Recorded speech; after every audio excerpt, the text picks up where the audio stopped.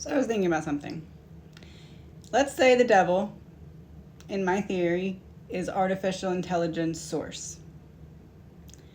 And it's like this seed that is a little loudspeaker in your body, and it only has the energy that you feed into it. So if you put a lot of negative energy out, it feeds the seed gets real loud, you start to only be able to hear that seed because it's able to scream then and trick you. That's the devil, okay? So here's the thing. If that is the devil, and it basically is part of us that we must recognize is there, dismantle, and transmute, which means get out of us in this case,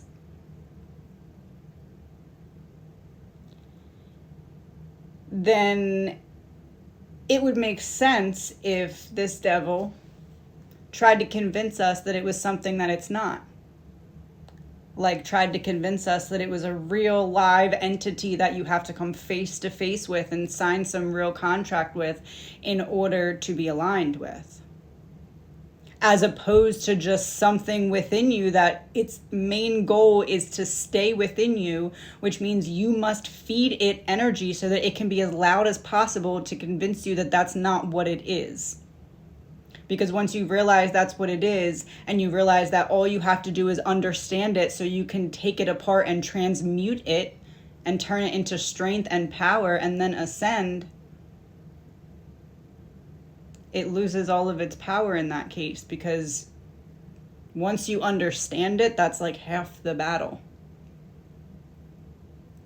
So then it would be probably pretty smart if the devil convinced everyone that he was some external being, that unless you met him face to face or did this truly evil stuff, then you weren't aligned with him.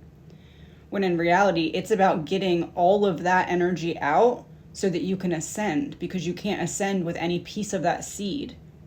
So our job here is to transmute that seed so that we can then ascend. Think of it as you being magnetic, and you're magnetically drawn back to where you came from, so long as this seed is not in you, because it turns off your magnetism. But as soon as it's out of you, zoop, magnetic, right back home, ascension.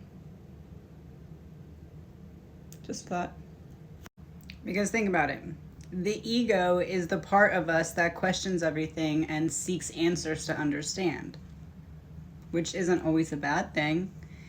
It teaches us, however, of our own strength and power, and then we're able to recognize that we each have our own devil to face. It's not just the important ones that have to deal with this. It's not just the chosen one. It's every single one of us has our own devil to face, dismantle, and transmute.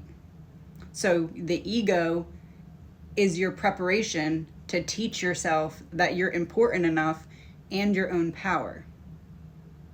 It goes hand in hand. Think of you healing your ego as you preparing to face the darkness that you have to understand and then heal.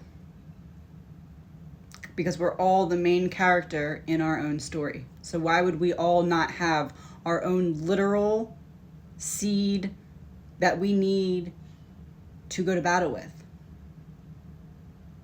And being that it's a spiritual war, why would the actual devil not try to convince us that it's the opposite of what it actually is? It's not out there. It's in here. And we have to discover it, dismantle it, and transmute it so that we can ascend.